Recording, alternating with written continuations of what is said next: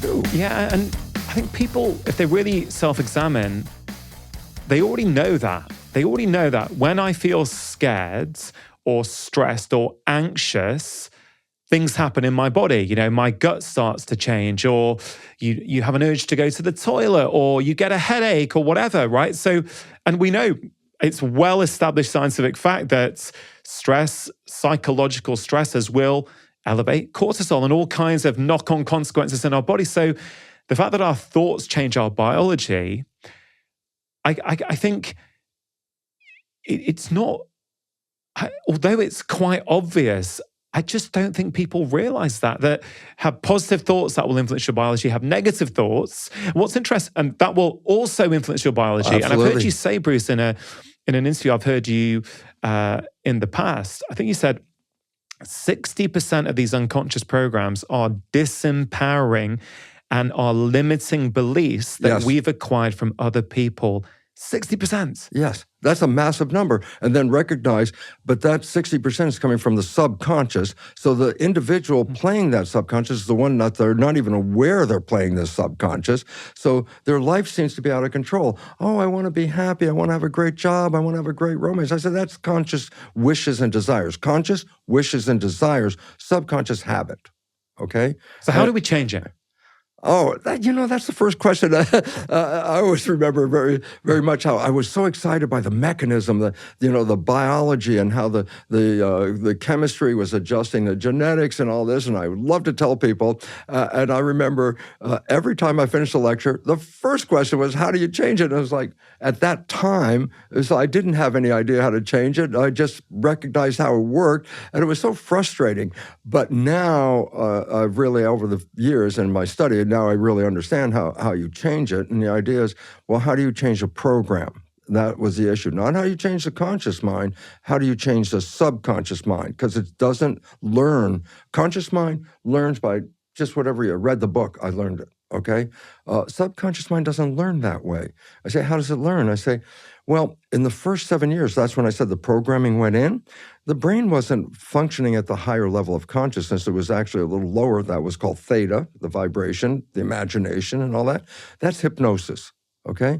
So the first way we learned programs was hypnosis, because the function of the brain was at a lower vibration. Some people might remember the old days when hypnotherapy, they'd have a watch, and the hypnotherapist said, swing the watch back and forth, and they would say, you're getting tired, you're getting tired. And what was the point? When you get tired, you lower the vibration of the brain.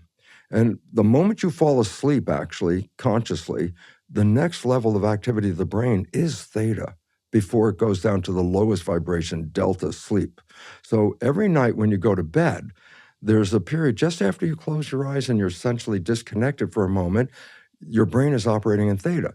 Well, theta is hypnosis, okay? So I said, well, that's how your brain was in theta during that childhood period as predominantly. Now you're an adult. I say, yeah, but you have theta every night when you go to bed.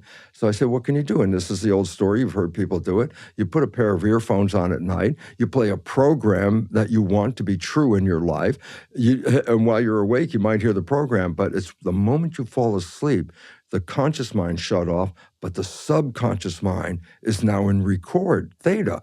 So whatever is coming through the earphones at that moment after you fall asleep, you don't hear it, but the subconscious mind is hearing it and downloading it in a state of theta.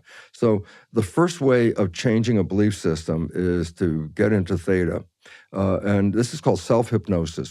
Put the earphones on, play the programs for health, happiness, love, joy, whatever, and just go to sleep, which is really cool because you don't have there's no studying here. You just play the program. Yeah. I mean, so you're saying when we're tired, so that's, I guess, last thing at night, maybe first thing in the morning as well? Same thing, but it's a little harder to judge when you're coming awake rather than when you're going to sleep. Got it. So the nighttime, just before you go to bed, a really important part of the day where you can, I guess, consciously make a decision to reprogram your subconscious mind. Yeah. What does this look like? Is this self-recordings that people make? Is this, I don't know, like, for example, are there hypnosis programs that Yes. they download, or sometimes people will fall asleep Yes. to conversations like these. So help me understand, help us all understand, is it something specific, or are all of these things helpful? Well, all these things are helpful, but the most specific ones are when you put in a program that you specifically want to be true in your life. You're not having good relationships. Well, these programs are available all like bookstores and online. They're called self-help programs, basically. And I say, well, you can get them for anything, whether it's job related, relationship related. You pick out the one you want, and then I say, just play this. And the point is, the moment you're falling asleep, the only part of you that is hearing that program is the subconscious, because that's how it works in theta. So you can download, it's called self-hypnosis, and that's how you can do it. That's number one. I'm talking about in a natural child, theta is the present program for the first 7 years, is predominantly that. So they're in theta, so they're absorbing everything. Everything. But when we become adults, we're not in theta apart from at specific times. But you can still learn. You learn how to drive a car after age 7. You learned a lot of, like, play an instrument after your age 7. So that's not hypnosis though, is it? So method 1 is hypnosis. Yes. But it sounds like there's other methods as well to change the programs. After age 7, the second way that you put programs in is doing something that you practice and repeat. Practice and repeat. Habituation. You make a habit by practicing it. And so you don't know how to play an instrument. You practice, you practice, you practice. You finally get it. You don't have to practice anymore. You can just pick up the instrument and play it. Or driving a car. You don't have to worry about all the details. First time you got in the car was, oh my God, there are mirrors, windows, gauges, pedals, paying so many things you have to pay attention to. Today, you get in the car, you put the key in, you start it up, and you're thinking about where you're going. Why? The rest of the driving is habit. You don't have to think about all those things. It's automatically programmed. So habituation is the second form.